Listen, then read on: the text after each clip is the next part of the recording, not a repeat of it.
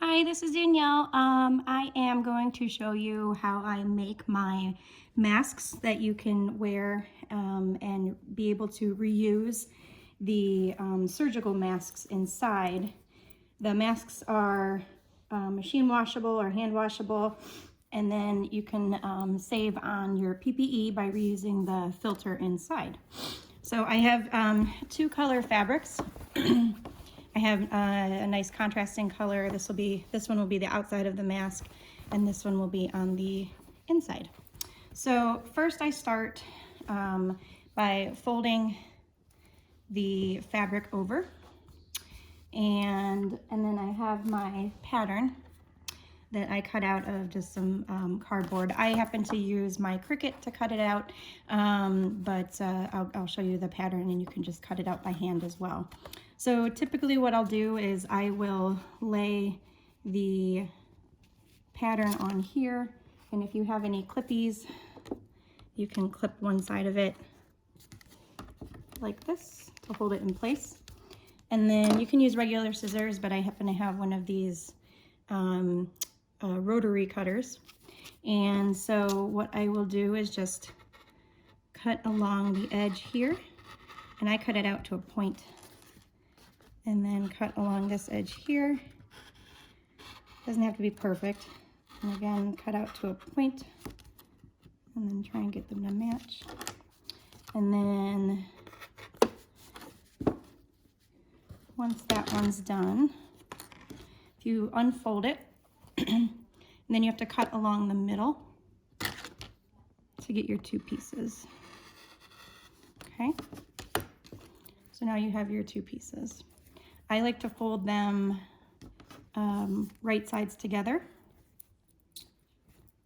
There we go. And then we'll be sewing along this round edge, which will be the middle. So I'm going to repeat that for my puppy dog fabric. So I'm just going to fold it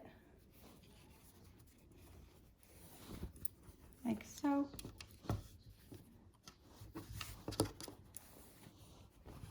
And then I'm going to put my pattern on top. And if you want to clip it again, you can. And then again, we're just going to cut along our pattern.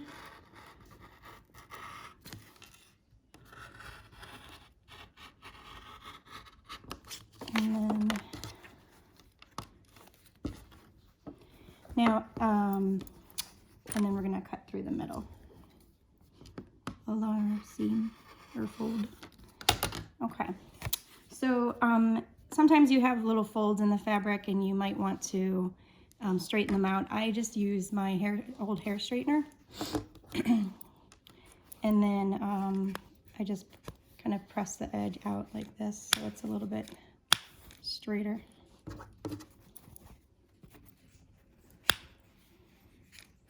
Like that. And that one already looks pretty good. Okay, so next I have my sewing machine. The first thing we're going to do is actually create a buttonhole. So the easiest way I found to make a buttonhole that's long enough, so I have my Brother, I use a SE625. So what I'll do is I'll pick the buttonhole pattern. I usually use this one. And then what you have to do on here is pull this lever down, okay? Now normally you use a different foot on here for the buttonhole, and that little foot catches on these things and usually automatically creates your button size. So I have a little trick I use to make mine a little bit bigger. So I typically use my inside fabric, and let me put my camera back up.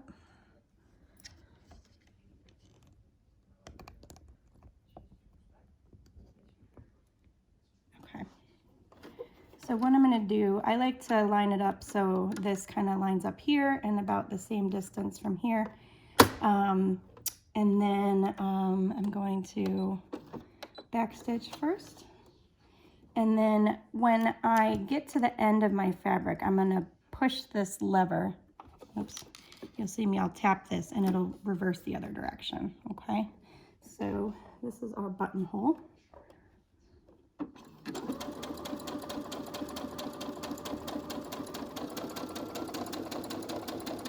So when my foot reaches the end, I'm going to press this and it automatically goes the other direction. And then when I reach the end here, I'm going to press it the other direction and it will start going back the other way.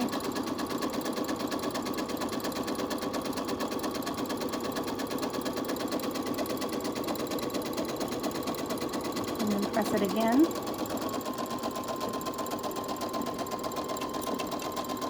And again. Whoops, messed that one up. That's all right, we'll just keep going. And it's gonna go back the other direction. Doesn't have to be perfect.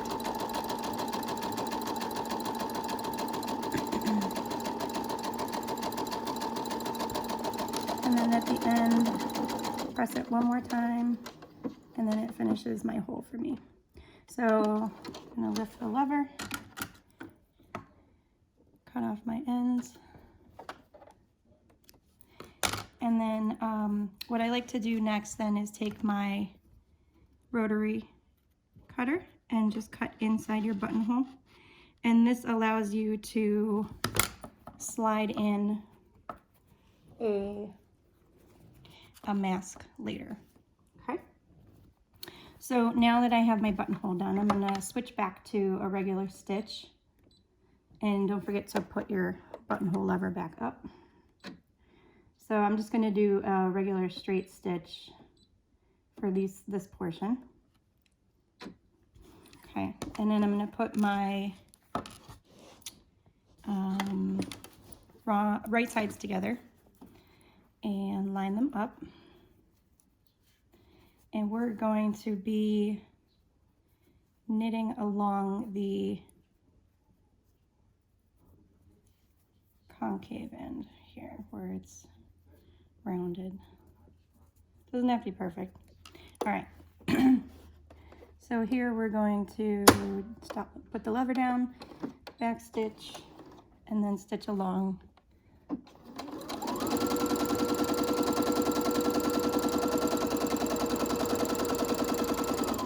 Round end. Back stitch at the end. Cut off these, cut off these. And then this side, I don't worry as much about getting it nice and round, but one trick I learned was to kind of mush these, roll it back and forth, and that makes it nice and big. So that's the inside part of the mask. We're going to repeat the process with our puppy dog fabric. So we're going to put our right sides together.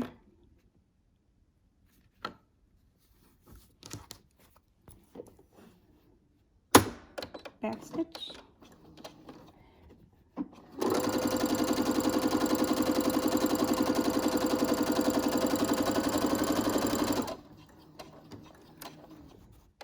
Back stitch. Cut our loose ends. All right, now this one I do like to make it nice and round. Another thing that you can do if you're so inclined is to cut little things inside. I don't think it helped all that much, and it's a little just more time consuming, so I just keep it like this. So then I line these up wrong sides together, and I like to start on the bottom, and I will match the middles together, and I'll usually use one of my clippies, clip the middle so that kind of stays, and I know that the middle is lined up. So from here, we're just going to straight stitch. I usually do about 1/4 of an inch from the end. It's fairly close. And then we're just going to stitch all the way across. Once I get to the middle, I remove my clippy and stitch until I hit the crease. Then I like to realign these edges so that they line up. Straighten it. And then stitch all the way to the end. Back stitch. Cut our extras. Okay. Then I'm going to repeat this on the top. I'm going to line these up and kind of stretch it a little bit. See that the middles line up, and we'll cut and make this a little bit nicer at the end. But just to start, we'll go here, and you can again use your clippy to keep the middles together.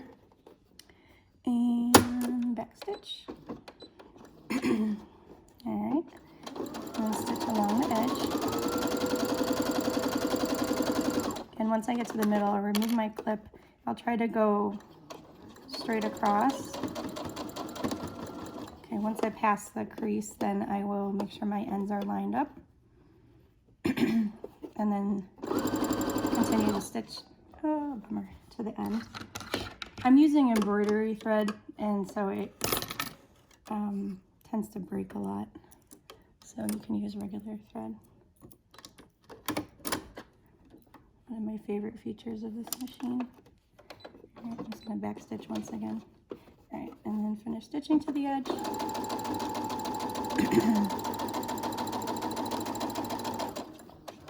And back stitch. Okay. All right, we're going to trim off my ends.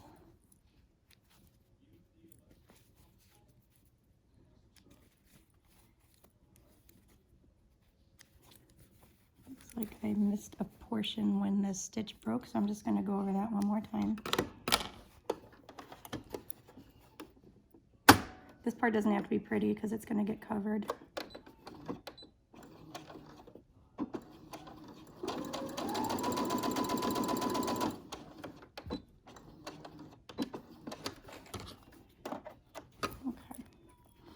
Okay. Next, what I'm going to do is just kind of make this a little bit nicer. You can use scissors, or I like to just use my rotary tool and just kind of round it out. The rest of it looks pretty good. That looks like this. All right, so the next thing we're going to do is take our bias tape. You can use ribbon, but I think the bias tape works really nicely. This is, I use the extra wide double fold, the ones that are a ½ inch wide. It's like $3 a pack, and I can get like 3 or 4 masks out of one pack. So what I'll do is I'll start along the bottom edge, and I will, you'll notice on the bias tape one end kind of sticks out more. I like to put this end on the back side, because if you are stitching and trying to line it up with the longer edge, sometimes it misses getting that portion there. So I'm just going to measure it to the middle, to the end, and then cut it. And then I like to open it up.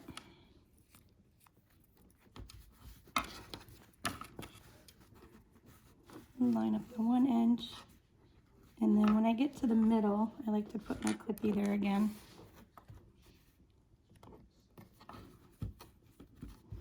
All right, so this is where I like to switch to a zigzag stitch because it holds it nicer. And so from here, I like to line up the bias tape with the middle.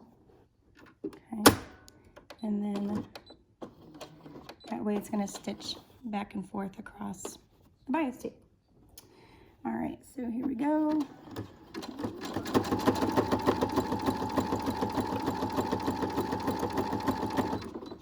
And my thread broke again. Let's just turn over.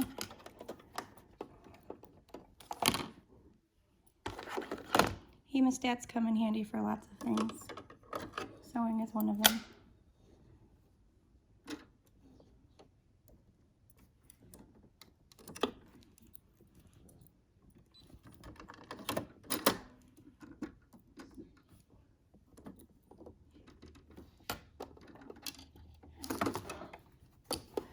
Do this again.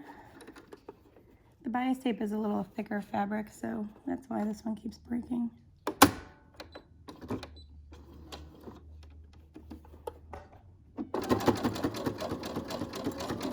Slower.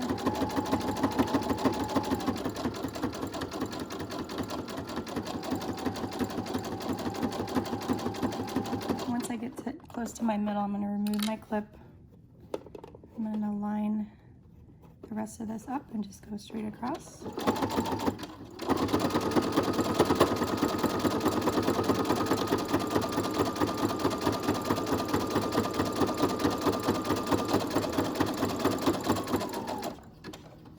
Back stitch. It's okay if there's a little bit left over here because it's going to get covered with the one on the side. All right, and just make sure all the edges are connected. Trim your ends. Okay, we're going to do the same for the top portion. So I'm going to measure middle to the end. Get it. And then with this one, I like to match up the middle with the middle, and when I get it in the middle, I clip that one. Okay, so from there I just kind of, it's not quite in the middle. There we go. So from there I just open up the bias tape here and line this up, fold it back over. Okay, and we're going to sew this on with our zigzag pattern. Back stitch.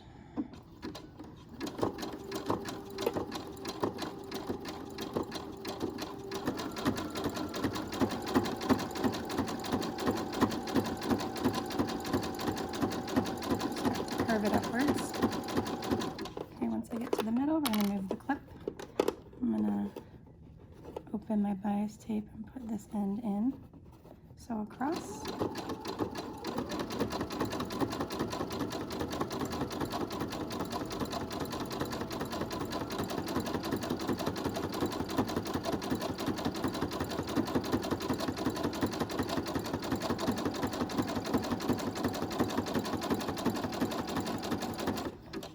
Back stitch. And cut the ends off. So when you're done, this looks beautiful. Check the inside, that lined up nicely. I'm going to cut my ends here. And then I'm just going to trim the edge of that. That looks good. Now, one thing that I've been doing to help give it a moldable top is if you are providing masks, what I have been doing is cutting off the ends of the surgical mask. These are going to be the ones that you reuse. And then I take one end and I slide out the little metal piece and pull that out. And then what I'll do is I'll cut the mask in half That way the user can have actually 2 masks out of this. And then what I do is I will insert this metal piece in the center of the bias tape. And once you get most of it in, I usually start to curve it a little bit so it slides in nicely. And then you can kind of inch this in.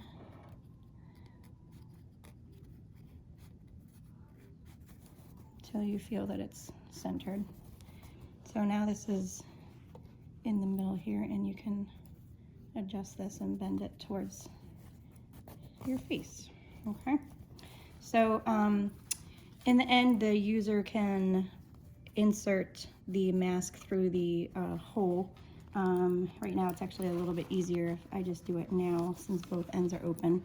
So what I typically do is we'll fold the mask, kind of roll it, and then insert it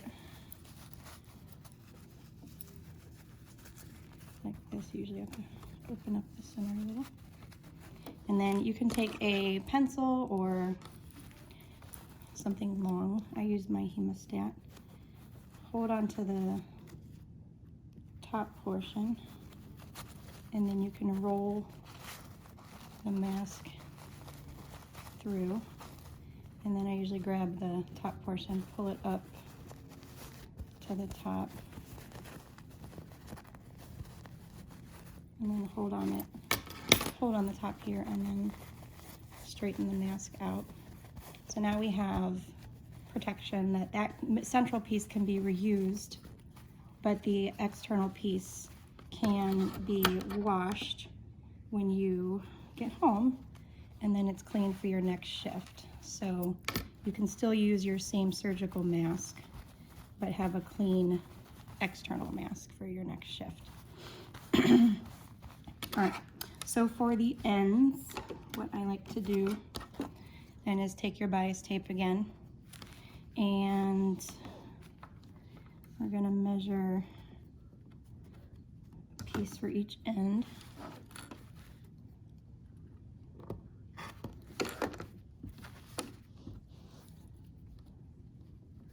Same for here. Oops. Sorry, I'm off the screen a little. All right.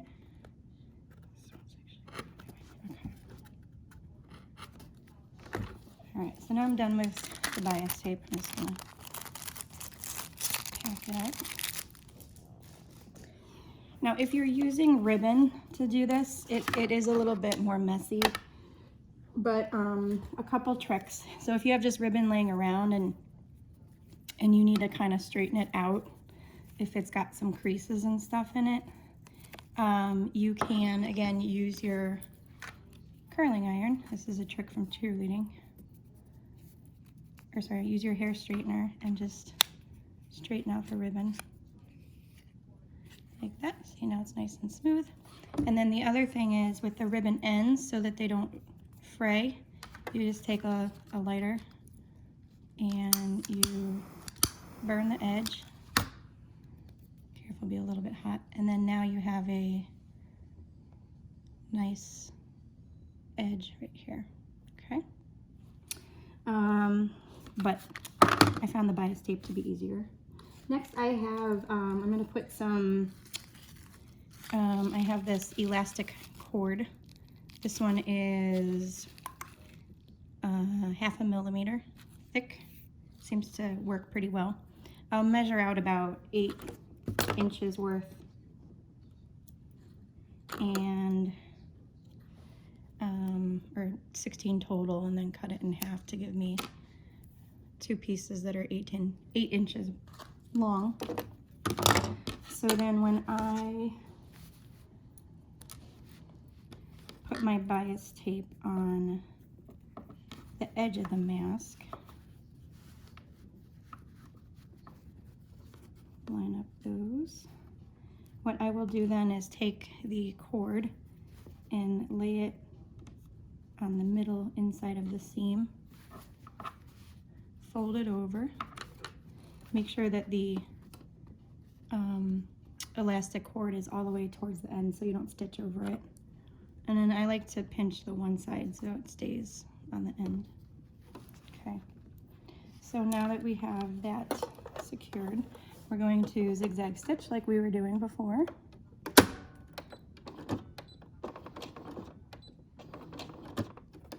All right, and then all the way down.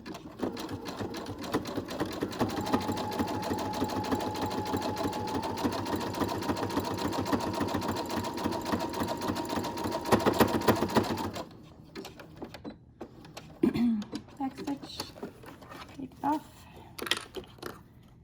cut your loose ends. And then what I'll do is I will tie a knot.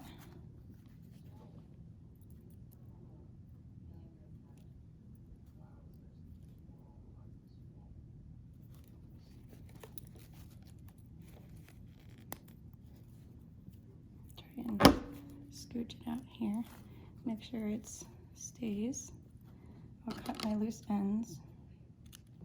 And then what you can do is slide it through and then have your elastic. Okay, we're gonna do the same thing on the other side and then we'll be done. So I have my bias tape. Show you one more time, we'll line this up. I'm gonna put my elastic in the center.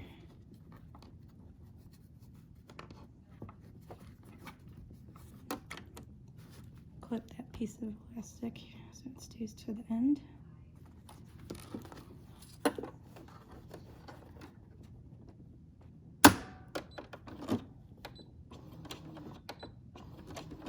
Zigzag all the way down.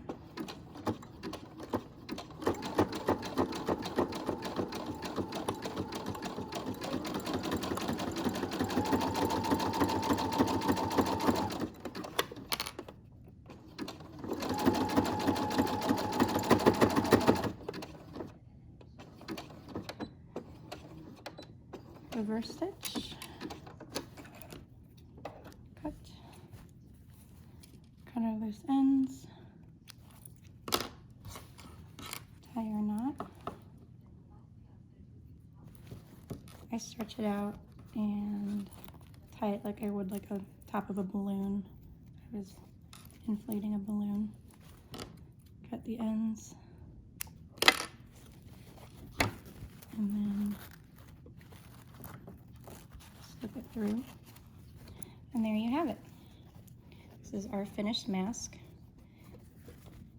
the center and the spot for the reusable filter.